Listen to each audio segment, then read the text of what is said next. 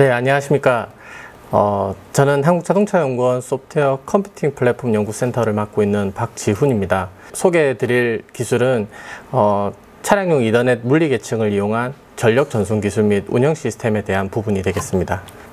잘 아시는 것처럼 이제 미래 모빌리티 시장은 결국 전동화를 중심으로 진행될 것으로 예상되고 있고, 전동화 시스템의 가장 핵심적인 기술로 경량화, 저전력을 통한 전비 경쟁이 앞으로 치열하게 전개될 것으로 예상이 됩니다.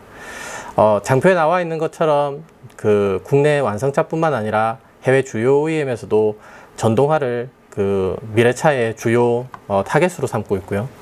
향후 자동차뿐만 아니라 여러 가지의 이동수단으로 구현이 될 때도 전동화, 전비에 대한 부분은 아주 중요한 이슈가 될 것 같습니다. 저희가 고민하고 있는 부분은 향후에 전동화와 자율주행이 합쳐져 있는 미래차 시장에서 자율주행 시스템을 구성함에 있어서 또는 자동차의 전기전자장치가 증가함에 있어서 발생하는 소모 전력에 대한 부분이 되겠습니다. 아래 보시는 것 같이 전체 자율주행 시스템에서 자율주행 컴퓨팅 모듈이라고 하는 중앙제어장치가 소비하는 전류가 전체의 41% 정도 차지하고 있고, 오른쪽에 보시는 것처럼 자율주행 시스템의 부하가 1kW 정도 소모되면 현재 전기차의 주행거리가 약 20%, 자율주행 시스템 부하가 1.8kW까지 늘어나면 약 30%가 감소되는 것으로 분석하고 있습니다. 물론 전동화를 위해서 배터리 기술이 가장 중요할 것 같습니다. 그렇지만 저희가 포커스로 하고 있는 부분은 미래차의 E 아키텍처라고 해서 일렉트릭, 전기와 관련되어 있는 부분, 그 다음 일렉트로닉, 통신에 대한 부분의 관점에서 전자장치의 증가와 소모 전류를 어떻게 감소할 것인지에 대한 노력 부분입니다. 밑에 보시는 것처럼 해외 OEM에서 분석한 자료에 따르면 기능별로 전력 소모량이 나타나 있고, 물론 파워트레인이나 공조장치 또는 이제 엔진, 물론 전동화 시스템에서는 또 다른 형태가 나타나겠습니다만, 기존의 내연기관 차를 기준으로 했을 때 전체 40% 이상이 전자장치에 의해서 전력이 소모되고 있고, 네트워크를 통해서 이 전력을 감소하기 위한 노력을 하고 있습니다. 물론 자동차 안에 들어가는 여러 가지 네트워크 중에 기존의 CAN이라고 하는 저속의 네트워크를 통한 전력 절감 기술이 오른쪽에 보시는 것처럼 상당히 유효한 효과를 나타내고 있는 것으로 나타나고 있습니다. 저희가 소개시켜 드릴 기술에 대해서 잠깐 말씀드리겠습니다. 저희는 향후 자동차에 적용될 이더넷이라고 하는 ICT 기술입니다. 이더넷이라고 하는 기술을 통해서 전력과 통신을 한 번에 전송하고, 이를 통해서 전체 차량의 전력 소모량을 줄이는 데 목표를 가지고 있습니다.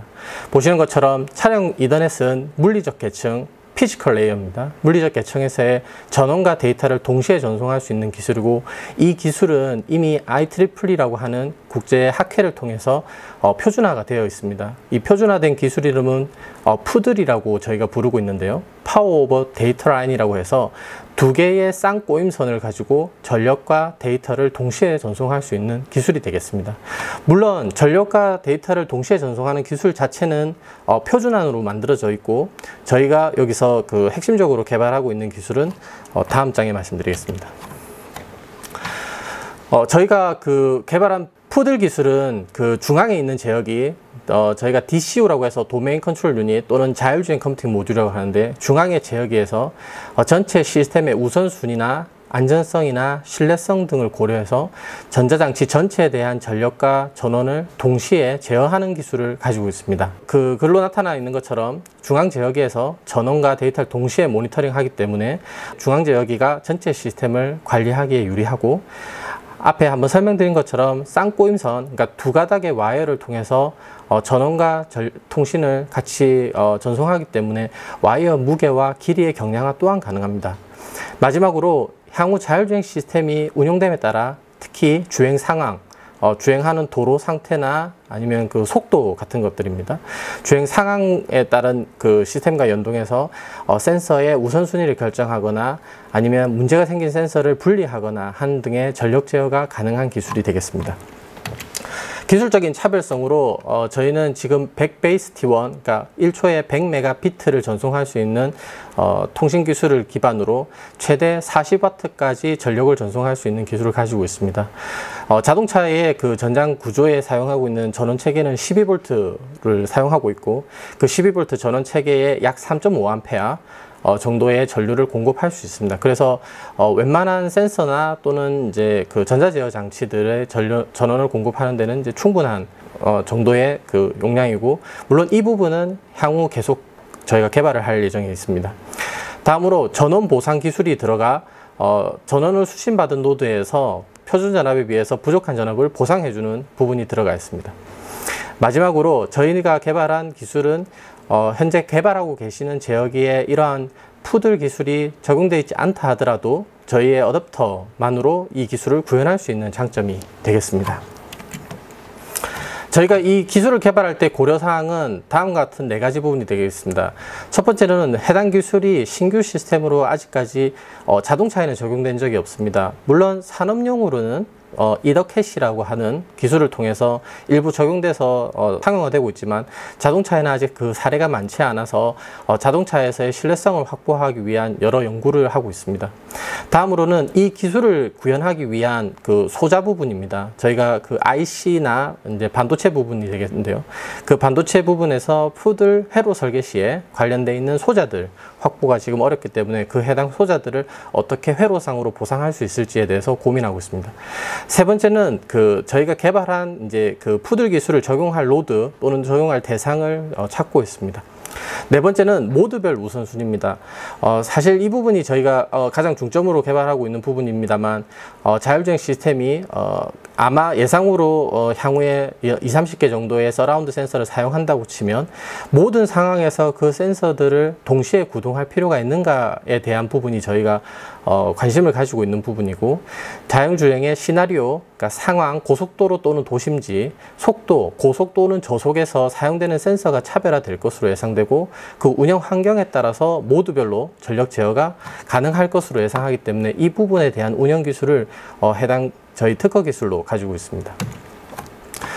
개선 계획입니다. 저희가 현재는 앞에 말씀드린 것처럼 100메가비트 정도의 그 속도를 가지고 있습니다만, 향후 1GBps, 나아가 멀티 GBps 정도 수준까지 이 기술을 확대 적용할 예정에 있습니다. 두 번째는 부하의 변동성 부분입니다. 노드별로 기동 전류 또는 도립 전류 같이 전류의 변동폭이 큰 경우에 이 부분들을 해당 노드에서 어떻게 보상할지에 대해서 고민하고 있고, 세 번째는 앞에 말씀드린 것처럼 다양한 시나리오나 유즈 케이스를 도출해서 각 모드별로 최적화되어 있는 전력을 어떻게 공급할 수 있는지 그 부분을 연구할 예정에 있습니다. 저희 개발된 기술을 적용하는 계략적인 시스템이 되겠습니다.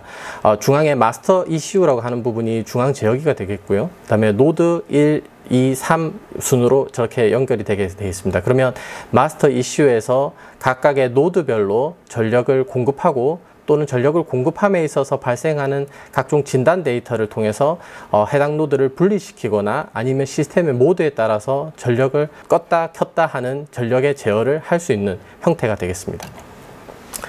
이 기술을 통한 기대 효과 부분입니다. 첫 번째로는 아마 예상하시는 것 같이 기존의 파워 케이블하고 데이터 라인의 케이블로 연결되어 있던 부분의 절반의 그 와이어 감소가 가능할 것으로 생각됩니다.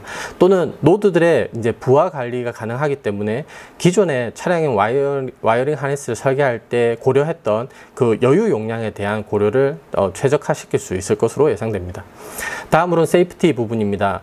차량 전체의 전력 효율을 증가시키고 결함 발생 시에 즉각적인 대응이 가능할 것으로 예상됩니다. 제가 설명드린 것처럼 이 기술은 그 각각의 전자장치, 센서를 포함하고 있습니다. 들의 통신과 전원을 동시에 전송하는 기술이기 때문에 통신이나 전원이 발생했을 때 즉시 그 노드를 분리시킬 수 있고, 노드에 문제가 발생하기 전에 데이터를 통해서 해당 노드에 결함이 발생할 가능성에 대해서 예측할 수 있을 것으로 예상됩니다. 마지막으로 기대 효과 세 번째로는 해당 기술이 아직까지 국내 레퍼런스가 없고 자동차에 적용되지 않았기 때문에 당연히 관련되어 있는 부품들이 개발되어 있지 않습니다. 그래서 국내에 본 기술에 관심이 있는 많은 개발사에서는 저희와 협업을 통해서 관련되어 있는 제품들, 특히 케이블 또는 커넥터 부분에 대해서 협업할 수 있을 것으로 생각하고 있습니다. 마지막으로 해당 기술에 대한 결론을 말씀드리도록 하겠습니다. 세 가지 정도로 요약할 수 있을 것 같은데요. 첫 번째로는 자동차 내 전기전자 아키텍처의 변화 부분입니다. 단순히 CAN이나 CAN-FD 같은 저속의 통신이 이더넷으로 변경되는 것 뿐만 아니라 이더넷으로 변경되면서 저희가 개발한 기술을 통해서 와이어링 하네스를 획기적으로 줄일 수 있을 것으로 기대하고 있습니다. 두 번째는 전력 효율성 부분입니다. 앞에 한번 설명드린 것처럼 이제 자율주행 시스템 또는 전자장치가 계속 증가함에 따라서 발생하는 전력 소모량을 능동적으로 관리할 수 있을 것으로 생각됩니다. 마지막으로 안정성 개선 부분입니다. 향후 연구로 고려하고 있습니다만 전자장치별로 결함이 발생했을 때 그 결함이 전원과 관련되어 있는 부분 또는 통신과 관련되어 있는 부분이라면 그 부분을 중앙제어기에서 즉각적으로 예측하거나 관리할 수 있을 것으로 예상하고 있습니다. 네, 이상 기술에 대한 소개를 마치도록 하겠습니다. 네, 감사합니다. 네, 제가 설명드린 기술을 좀 효율적으로 보여드리기 위해서 저희가 구성한 테스트베드가 되겠습니다. 본 테스트베드의 구성을 잠깐 먼저 말씀드리겠습니다. 잘 보이지 않으시겠지만 여기 이더넷 카메라, 그러니까 이더넷으로 데이터를 전송받는 이더넷 카메라와 이를 모니터링하는 장치, 그 다음에 차량의 클러스터, 그리고 라이다 센서, 그리고 라이다 센서를 모니터링하는 장치, 이렇게 구성이 되어 있습니다. 네, 저희가 개발한 그 푸들 기술을 구현하는 그 회로가 되겠습니다. 이 회로에서는 크게 전원을 입력받는 부분, 통신을 입력받는 부분, 그 다음에 통신을 출력하는 부분과 전원을 출력하는 부분, 이렇게 네 부분으로 구성이 되어 있고요. 이 회로 안에서 전원과 통신은 합성이 되게 됩니다. 구체적으로 이 부분은 절반 정도를 나눠서 이 부분은 합성을 하는 부분이고요. 이 부분은 다시 분리를 해내는 부분이라고 보시면 되겠습니다. 합성하는 부분에서는 전원과 통신선을 받아서 이 둘을 합성해서 하나의 케이블로 전력과 통신을 전송하게 되고, 이 전력과 통신을 전송받은 수신부에서는 다시 전원과 통신으로 분리해서 그 데이터를 전송하고 전력을 공급하는 형태로 구성되어 있습니다. 이 케이블을 탈거하게 되면 보시는 것처럼 이제 전원이 차단되고 통신 데이터도 전송이 더 이상 되지 않는 것을 보실 수 있고요. 이 케이블을 다시 연결을 하게 되면 이 케이블을 통해서 전원이 공급되고 잠시 후 컨피그레이션 과정을 거쳐서 데이터도 같이 전송되는 것을 확인하실 수 있을 것 같습니다. 네, 이 기술을 설명드리기 위해서 케이블에 대해서 조금 자세히 말씀드리겠습니다. 이 케이블을 자세히 보시면 이 안에 초록색과 하얀색 선 두 가닥이 보이실 텐데요. 이 케이블은 브로드알 리치라고 하는 차량용 이더넷 케이블이 되겠습니다. 이 두 가닥을 통해서 기존에는 데이터만 전송을 하고 있었고요. 현재 데이터와 전력을 저희는 같이 전송하고 있습니다.